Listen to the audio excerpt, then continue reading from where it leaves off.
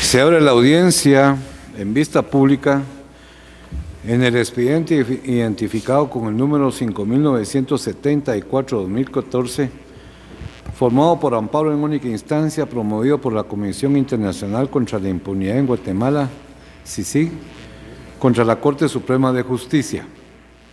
La Secretaria General Adjunta ad interim hará relación del acto reclamado y de las peticiones de fondo formuladas por la entidad postulante y efectuará las advertencias reglamentarias de esta audiencia.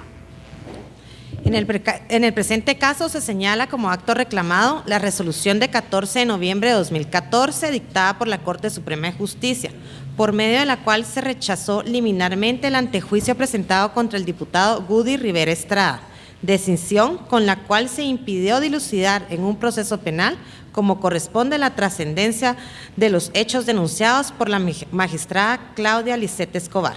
En su petición de fondo, la postulante solicitó se declare con lugar la acción constitucional de amparo y se ordene a la Corte Suprema de Justicia enmendar el trámite de antejuicio en contra del diputado del Congreso de la República, Gudy Rivera Estrada, siendo congruente con las constancias procesales. De conformidad con lo establecido en el acuerdo, las disposiciones reglamentarias y complementarias contenidas en el Acuerdo 1-2013 de esta Corte, se hace el conocimiento de quienes harán uso de la palabra en el presente audiencia que, al hacerlo, cuentan con un tiempo de 15 minutos para pronunciarse estrictamente sobre el acto reclamado, en particular sobre la existencia o no de agravios que éste les ocasiona. Además, deberán dirigirse directamente al tribunal, alegar en forma oral y abstenerse de dar lectura a cualquier documento, salvo autorización previa del presidente, concretarse al asunto planteado, ser breves, concisos y precisos en su exposición y abstenerse de proferir expresiones irrespetuosas con relación a las partes o a los miembros del tribunal. Eso es todo, señor presidente. El solicitante del amparo y de esta vista pública es la Comisión Internacional contra la Impunidad, por medio del mandatario judicial con representación, Cristian Ulate Durán, a quien se le concede el uso de la palabra.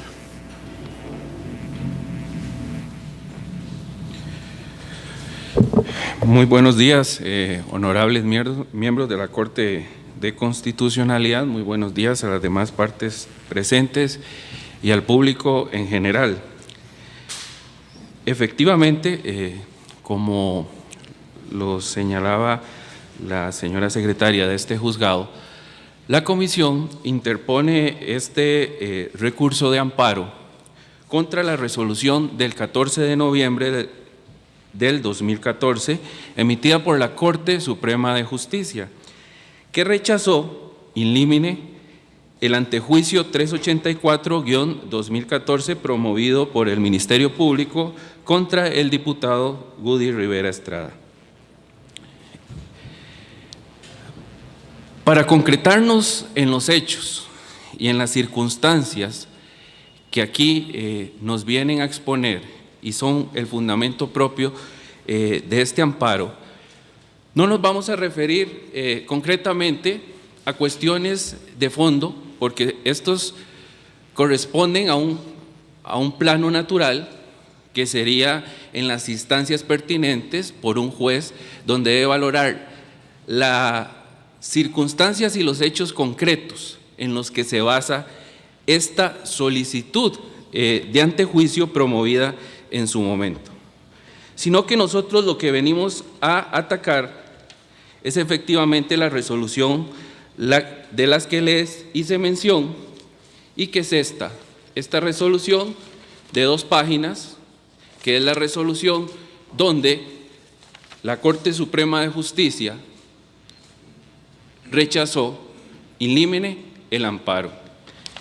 Y concretamente descarto la primera hoja porque son las circunstancias y los antecedentes, y nos dejamos con el fondo, que es prácticamente una hoja. Y es precisamente lo que a esta comisión y al Ministerio Público y a la ciudadanía en general le causa un agravio, porque es de interés general determinar y que se haga justicia y tener un acceso a la justicia. ¿Y por qué? Porque la Corte Suprema de Justicia, si bien en los antecedentes que la Corte de Constitucionalidad ha establecido en que indican de que el antejuicio se ve como un obstáculo para la persecución penal, en el cual se limita de que a un funcionario público se le acuse por hechos que no son relevantes o por hechos insignificantes para el ejercicio de su función. Más o menos así lo podemos resumir. O sea, para que un funcionario público que tiene el derecho a antejuicio no sea atacado constantemente con denuncias y situaciones que eventualmente pueden perjudicar el ejercicio de sus funciones. Pero, para rechazar in limine, también la Corte de Constitucionalidad en múltiples ocasiones ha indicado de que la Corte Suprema de Justicia tiene esa facultad, pero esa facultad tiene que ser sustentada por razones de espuria, políticas o ilegítimas, o sea, que la denuncia sea espuria o sea ilegítima o sea por circunstancias políticas. Y tiene que fundamentar, como todo órgano jurisdiccional, cualquier resolución tiene que estar fundamentada. ¿Por qué? Porque un juez y un órgano jurisdiccional habla a través de sus sentencias. Así es como le dice al pueblo y le explica al pueblo y le explica a las partes por qué resuelve y cuál es la forma en cómo resuelve y cuáles son los argumentos y las premisas que utiliza para llegar a tal conclusión. En este caso,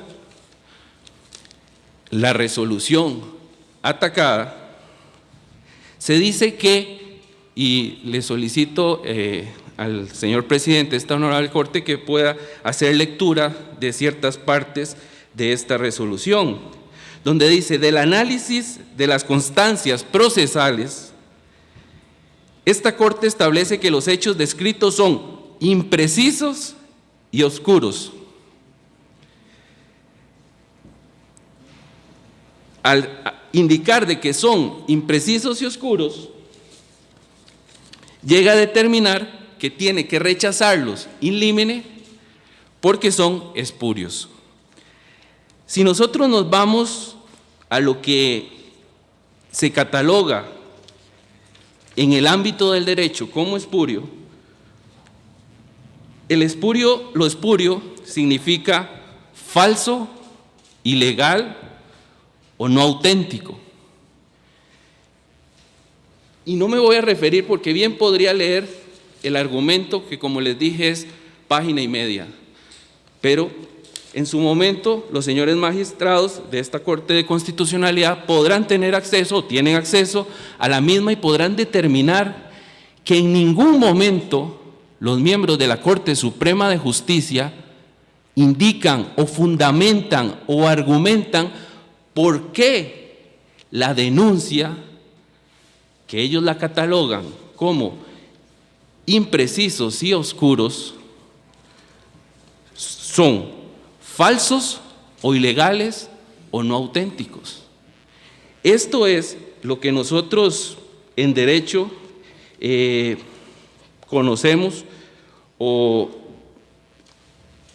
hemos venido estudiando en la doctrina, que es una denominada la falacia de atinencia. ¿Por qué? Porque precisamente se están utilizando unas premisas, y estas premisas son muy sencillas: una denuncia imprecisa y oscura, pero no dice por qué es imprecisa y no dice por qué es oscura. Y de esa premisa se basa a decir que entonces la denuncia es espuria. Esa ecuación realmente jurídica no da. Se llega de unas premisas para llegar a una conclusión totalmente contradictoria, porque por los argumentos que explican ellos, donde indican de que la denunciante no indicó ni modo, ni tiempo, ni lugar, bueno, eventualmente y ante cualquier funcionario público que le llegue una denuncia así y que no la haya tomado él, lo que tiene que hacer o lo que se hace eventualmente es aclarar y llamar para aclarar esos hechos imprecisos y oscuros para lograr determinar si eventualmente los mismos se pueden adecuar a una figura ilícita. Pero no rechazarle el límite, porque no puede o no tiene dónde decir que por ser imprecisos y oscuros no son auténticos o son falsos o son ilegales. Como lo podemos ver, esa premisa no nos puede llevar a una conclusión de tal magnitud. La única conclusión que nos podía llevar era precisamente ordenar y evacuar lo que estaba facultado, nombrar un juez pesquisidor para que pudiera analizar todos los elementos de prueba que el Ministerio Público y la CICIG en su momento, con la denuncia presentada ante la CICIG y ante el Ministerio Público, evacuaron, porque lo que hicimos las dos entidades precisamente fue lo que esta Corte de Constitucionalidad ha señalado en varias ocasiones y en varias resoluciones, en que se debe hacer una investigación seria. Se debe analizar las circunstancias de una denuncia para presentar un antejuicio para que la misma tenga sustento, o al menos quien la va a valorar pueda determinar que tiene el sustento o no tiene el sustento con los elementos que se prueban. Y en este caso, el Ministerio Público presentó y aportó varios elementos de prueba. Y puedo precisamente en este acto mencionar 4 de los mismos, que fue un informe donde se entrevistaron a las personas, a terceras personas, para determinar si se dio esa reunión. Terceras personas que no tenían que ver con el acto. Un informe de extracción forense de los dispositivos electrónicos de la denunciante.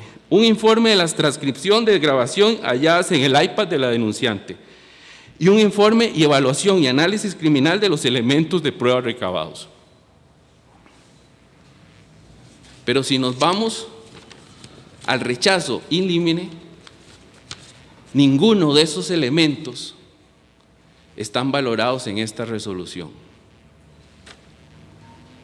¿De dónde puedo yo determinar y puedo acceder a la justicia si a mí no puedo ir y decir en esta resolución cómo los magistrados de la Corte Suprema de Justicia me dicen que la denuncia y esos elementos de prueba son espurios, si nunca los analizó? No hallo las razones para determinar o los fundamentos para llegar a tal conclusión. En ese sentido es que se da este agravio, porque esta resolución no le contesta ni al Ministerio Público, ni a la CICIG, ni a la población en general, por qué una denuncia de tal magnitud, una denuncia que eventualmente permite o permitiría establecer que quiere haber una injerencia o quiere haber un control sobre uno de los pilares fundamentales de la democracia, que es la justicia, por parte de aparatos o personas externas que están ligadas para tener un control. Esa es la gravedad de la denuncia. Y una denuncia con tal gravedad se resuelve por la Corte Suprema de Justicia en página y media, sin entrar a analizar un solo elemento de prueba, sin entrar a analizar todo lo que se presentó y sin ni siquiera darle las razones a la CICIG o al Ministerio Público del por qué ellos consideran que la denuncia, al ser imprecisa y oscura, sin aclarar, sin llamar a la denunciante, es espuria. Eso es un agravio muy fuerte para la institucionalidad, no para la CICIG ni para el Ministerio Público, para la institucionalidad de este país, porque los jueces tienen que determinar y fundamentar sus resoluciones. Y eso está establecido en la Constitución Política. Y aquí se dio ese agravio contra la Constitución Política, que es el debido proceso, una debida fundamentación en determinar el por qué se llega a una conclusión utilizando determinadas premisas. Es así de simple y así de sencillo, señores magistrados, con todo respeto. No hay más. No hay que entrar a analizar cuándo se dieron los hechos, cómo se dieron, qué se dieron, porque eso se tiene que ventilar precisamente en el ámbito natural donde corresponde. En un ámbito donde un juez pesquisidor determine y valore los elementos de prueba, pero no se dieron. Es por eso que ese agravio se ha constatado en esta resolución de fecha 14 de noviembre del 2014 por parte de la Corte Suprema de Justicia, y ante esto es que esta comisión le solicita que se declare con lugar la acción constitucional de amparo y se ordene a la Corte Suprema de Justicia enmendar el trámite de antejuicio siendo congruentes con las constancias procesales que tienen el mismo. Muchas gracias. Como tercero interesado, comparece el señor Gudy Rivera Estrada por medio del mandatario especial judicial con representación, abogado César Saúl Calderón de León, a quien se le concede el uso de la palabra. Muy buenos días, honorables magistrados y demás partes procesales. Como mandatario judicial con representación del señor Gudy Rivera Estrada, procedo a evacuar de manera oral la presente vista pública y lo hago en los siguientes 7 minutos de la manera siguiente. La Corte Suprema de Justicia declaró in limine el antejuicio el 14 de noviembre del año pasado en contra del licenciado y diputado al Congreso de la República Rivera Estrada. La CICIG presenta este amparo contra aquella resolución de la Corte Suprema de Justicia alegando 2 violaciones. La primera, violación al debido proceso, y la segunda, acceso a la justicia. En el proceso intelectivo de la Corte Suprema de Justicia, aterrizaron en 4 puntos fundamentales que me permito resumir, que están en esas 2 hojitas que ya se dijo, pero que me permito resumir de la manera siguiente: cómo arriba la Corte Suprema de Justicia a la conclusión de que el antejuicio debe declararse rechazado en forma in limine. Número 1. ¿Por qué dice la Corte que hay hechos imprecisos y oscuros con la conversación escuchada? No es vinculante con los hechos denunciados. Entonces, ¿por qué razón es imprecisa y es oscura? Porque es muy sencillo. Al fin y al cabo, el antejuicio no es más que una denuncia por medio de la cual se le dice al órgano jurisdiccional: a este señor hay que quitarle el antejuicio porque hizo esto en condiciones de tiempo, etc. Sin embargo, esa plataforma fáctica tiene un divorcio entre la denuncia propia y el audio que se escucha. Ambos no son coincidentes, es decir, no casan, no encajan, sino que son divorciados. Por eso dice que son imprecisas y obscuras. Número 2, la Corte Suprema dice: no hay un ofrecimiento a la magistrada que asegure su reelección. Por supuesto. ¿Cuál es el morbo de esta trama? ¿Cuál es el morbo de llevar una denuncia de antejuicio? ¿Cuál es? Muy sencillo.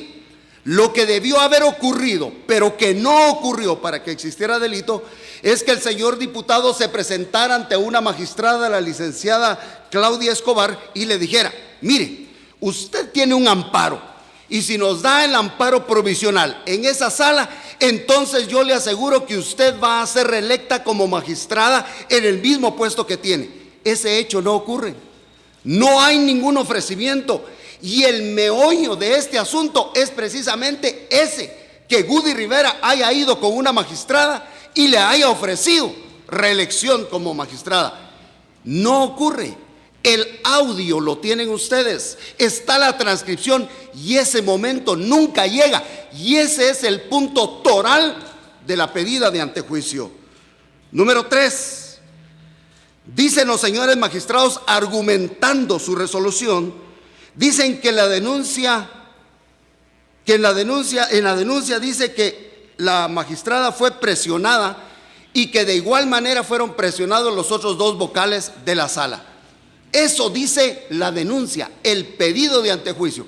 Entonces viene la Corte Suprema de Justicia y se pregunta lo que todo abogado penalista se pregunta: ¿quién, cómo, cuándo, dónde y por qué de la denuncia? Y vamos con la denuncia. Los señores magistrados le preguntan a la denuncia quién, cómo, cuándo, dónde y por qué, y resulta que no hay un quién. ¿Quién presionó? No hay quien presionó. Pero no solamente no hay quien presionó, sino que además de eso se hacen las demás preguntas. ¿Cómo? ¿Cuándo? ¿De qué forma? Y tampoco está. Solo dice que el día 29 de septiembre del 2014 recibieron presiones. ¿De quién? ¿Cómo? ¿Cuándo? ¿Dónde? No está. ¿Tenía éxito ese antejuicio? Por supuesto que no tenía, porque muy sencillo. Pensemos en dos momentos del proceso penal que nos dan ejemplo. Número uno, el momento de la primera declaración. Cuando hay una primera declaración, el Ministerio Público tiene una parte que se llama la intimación, y la intimación es en circunstancias de tiempo, modo, persona, lugar. De lo contrario, no podrá haber un auto de procesamiento. Pensemos en un segundo momento, en la acusación. La acusación debe ser clara, precisa y circunstanciada, en condiciones de tiempo, modo, espacio, lugar. ¿Existe en esta? No existe. Además, la redactó el Ministerio Público, que sabe de esto. Número 4, la Corte Suprema de Justicia dice que la plataforma fáctica denunciada, la historia de la denuncia, la historia del antejuicio, no entraña una actividad delictiva. Como no se deduce de esa denuncia una actividad delictiva, la Corte Suprema no podía ordenar a un juez pesquisidor conocer acerca del asunto. Estos son los 4 motivos por los cuales la Corte Suprema de Justicia argumentó por qué el rechazo era in limine. Fundamentó, sí, y lo hizo de buena manera. Aparte de lo que dijo la Corte Suprema de Justicia, quiero llamar la atención en el siguiente punto. ¿Qué día se llevó a cabo la reunión en la oficina de la magistrada Escobar con mensajitos a la magistrada Escobar? Ella convocó a la reunión en una hora, en un lugar determinado, el día 28 de septiembre del 2014. En esta reunión nunca se le pidió otorgar un amparo provisional. Nunca se le pidió otorgar un amparo definitivo, que sería lo toral en este caso. Especulemos. ¿Qué era lo que debía de haberse dicho en esa reunión privada en la oficina del esposo de esta magistrada? Pensemos morbosamente. Lo que debían pedirle era un amparo provisional para suspender aquellos efectos de allá del Tribunal Supremo Electoral y sus autoridades. Eso era lo que se pretendía. Nunca se lo piden, pero esto es irrisorio, porque la reunión fue el día 28 y ya la Sala Quinta de la Corte de Apelaciones, 2 días antes, el día 26, había resuelto otorgar el amparo provisional con voto razonado de la magistrada. Entonces utilicemos la lógica. ¿Qué le fueron a pedir a la magistrada si ya el amparo provisional ya estaba dado y con voto razonado de ella? 2 días antes de la reunión, y amparo definitivo jamás se lo piden. Por más que escuchemos el audio, Woody Rivera nunca pidió ni un amparo provisional ni un amparo definitivo. La sala 2 días antes ya había resuelto. Por consiguiente, pensemos de la manera siguiente en el hecho histórico que le llevaron a los señores magistrados de la Corte Suprema de Justicia. El día 27, mensajitos entre un abogado y la magistrada. ¿Qué tal? ¿Cómo estás? Soy tu compañero, etcétera, etcétera. 27. Día 28, mensajitos otra vez y llamadas por teléfono. ¿Alguna es de Woody Rivera? Ninguna de ellas. Y el día que él se reúne efectivamente con ella, no hay ningún pedido que sea ilegal y que sea constitutivo de la comisión de un delito. El 90% de la conversación que se tiene en la oficina del esposo de la magistrada, que ella señaló día y lugar, el 90% es una conversación de 2 personas, dentro de ellas la magistrada, no de Woody Rivera. El 10% participa y en ninguna de esas hay un compromiso de parte del diputado o de su partido para apoyar a esta magistrada. Se dan cuenta que había razones de rechazar in limine el pedido del Ministerio Público y la CICIG. Por supuesto, la Corte Suprema de Justicia tuvo fundados y abundantes motivos para rechazar in limine. Ahora miremos el amparo de la CICIG. ¿Hay violación al debido proceso? No. Se presentó el escrito y el trámite fue normal del antejuicio. La Corte Suprema de Justicia resolvió dentro de los parámetros y límites que le da todas las leyes constitucionales y ordinarias. Por lo tanto, no hay una violación al debido proceso. ¿Se prohibió el acceso a la justicia? Por supuesto que no. El Ministerio Público tocó las puertas del ente judicial, atendieron en trámite, conocieron el asunto, el resultado les es desfavorable. Esa es otra cosa. Pero de ninguna manera este amparo puede prosperar porque no hay violación al debido proceso ni tampoco hay violación al acceso de la justicia. Por consiguiente, señores magistrados, concluyo pidiéndoles que declaren improcedente el amparo solicitado por la CICIG. Muchas gracias. Puede hacer uso de la palabra el agente fiscal abogado José Antonio Morales Aguilar de la Fiscalía Especial contra la Impunidad del Ministerio Público. Muchísimas gracias, señor juez presidente. Muy buenos días a los honorables magistrados. Muy buenos días a todos los presentes. Efectivamente, nos encontramos, honorables magistrados, en un caso que amerita ponerse la mano en la conciencia, como se dice. Y voy a explicarles por qué. Efectivamente, la resolución de fecha 14 de noviembre del año 2014, emitida por la Corte Suprema de Justicia, en la cual rechaza liminalmente el trámite de antejuicio solicitado por el Ministerio Público, contiene graves violaciones a los derechos del amparista, específicamente en el debido proceso que redunda en el libre acceso a la justicia que permite la Constitución Política de la República de Guatemala. Y les voy a decir por qué. Y con su permiso, señor juez presidente, obviamente, pero esto pues no me lo sé de memoria. Considerando segundo de la resolución, indica dos aspectos bien interesantes. Primero de ella, en la misma no se advierte ni la explícita solicitud de que se resuelva otorgando no el amparo provisional, ni un ofrecimiento claro por parte del funcionario denunciado hacia la magistrada de si ella otorgaba el amparo ya no necesitaba realizar ninguna gestión, pues sería reelecta como se indica en la denuncia. Es decir, hacen un análisis de los medios de investigación aportados que sustentaban la petición de antejuicio.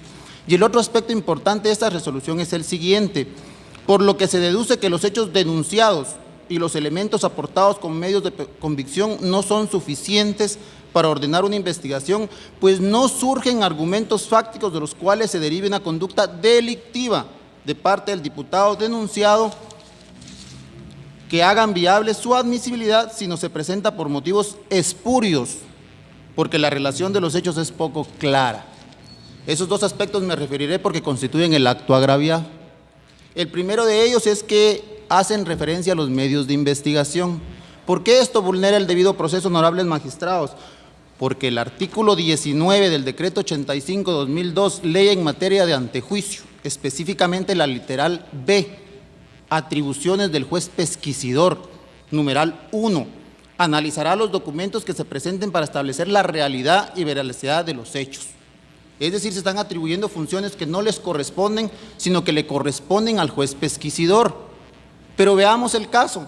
Si lo que se alega es que se rechazó liminalmente y se dice por los sujetos procesales, unos que sí y unos que no, realmente nosotros estamos en acuerdo que la Corte Suprema, y así lo ha resuelto la Corte Constitucional en muchas ocasiones, no es un simple gestor en los trámites de antejuicio. Al contrario, como juez de derecho tiene la facultad de calificar, pero únicamente en lo relacionado al artículo 4 de la ley en materia de antejuicio. Y esta nos indica que pueden calificarla que la misma no sea presentada por motivos espurios, políticos o ilegítimos. Y si nos vamos al diccionario a establecer qué significa espurio, significa falso. Y si dice que es espuria porque es poco clara, debemos de interpretar el criterio de la Corte Suprema de Justicia que es falsa porque es poco clara. Si no hay claridad, que lo establezca el juez pesquisidor, mas no es una facultad de la Corte Suprema de Justicia. Segundo aspecto que quiero atacar de la resolución y que me parece que es violatorio y que es el más importante, es el hecho que la Honorable Corte de Constitucionalidad se pronuncia, de la Corte Suprema se pronuncia en el sentido de indicar, por lo que se deduce que los hechos denunciados y los elementos aportados como medios de convicción no son suficientes para ordenar una investigación, pues no surgen argumentos fácticos de los cuales se derive una conducta delictiva. ¿Por qué es importante esto, honorables magistrados? Por dos aspectos. El primero de ellos es porque el análisis que efectúa la Corte Suprema de Justicia es propio del fondo del asunto, el cual debe hacerse posteriormente. Pero el más importante es el que quiero llamar la atención, porque consideran que no es delictivo el hecho que un abogado auxiliante de un amparo llame o ponga un mensaje al teléfono particular de un funcionario judicial que va a resolver un caso en el cual está inmerso, le pida una reunión privada y en esa reunión privada le solicite resolver a su favor un amparo provisional. Perdón por el ejemplo, señores magistrados, pero ¿cómo verían ustedes si cualquiera de los sujetos procesales hubiese el día de ayer llamado al teléfono personal de uno de ustedes, pedido una reunión privada y solicitarle que resuelva a su favor este amparo? ¿Cómo queda la justicia? ¿Cómo quedan los demás sujetos procesales ante esa aberración? Yo no quisiera entrar, señores magistrados, porque no es el momento de valorar prueba, pero hay documentos que se aportaron al trámite de antejuicio, hay documentos que se aportaron en el amparo y fueron recibidos, y con su autorización, señor presidente, me referiré solamente a uno de ellos, ya que aquí se indica que en ningún momento se le insinuó a la señora magistrada que resolviera a su favor. Página 22. Voy a referirme a qué documento para que quede claro.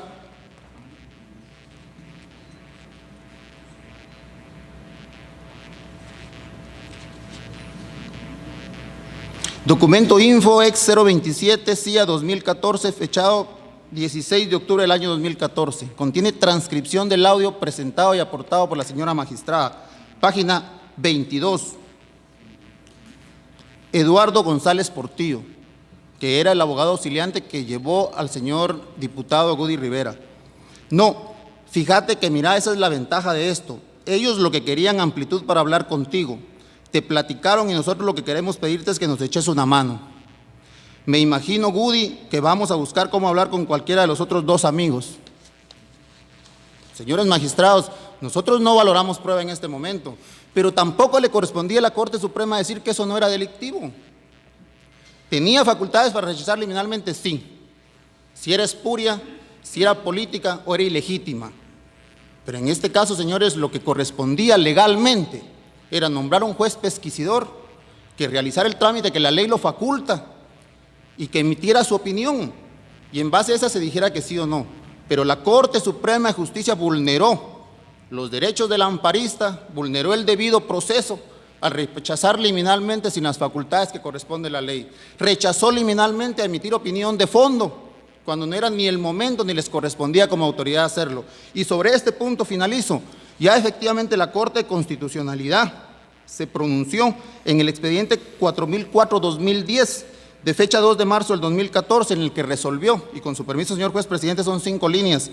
Al emitir el acto reclamado se excedió en el ejercicio de las facultades que la ley le confiere, pues si bien es cierto que de conformidad con la ley en la materia puede rechazar de forma liminar las diligencias relacionadas cuando verifica que el planteamiento del antejuicio se hubiere generado por razones espurias, políticas o ilegítimas, también lo es que en el presente caso el órgano jurisdiccional reprochado no encuadró el argumento de su rechazo a ninguno de los supuestos antes mencionados, sino que se pronunció sobre el fondo del asunto, afirmando que no existen elementos que fundamenten la formación de causa o el inicio de un proceso penal, provocando con ello la vulneración del debido proceso que le asiste al amparista, pues el análisis que efectuó es propio del fondo del asunto, el cual puede hacerse después del trámite respectivo.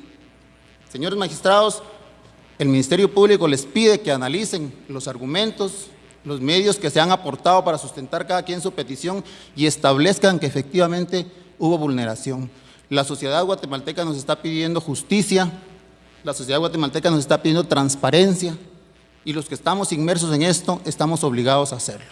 Solicito que al resolver se otorgue el amparo pedido, se establezca que existe el agravio mencionado y por ende se revoque la resolución de fecha 14 de noviembre del año 2014, ordenando a la Corte Suprema de Justicia que se pronuncie al respecto y que acepte para su trámite el antejuicio pedido. Muchísimas gracias. No habiendo comparecido las demás partes vinculadas, se clausura la presente audiencia.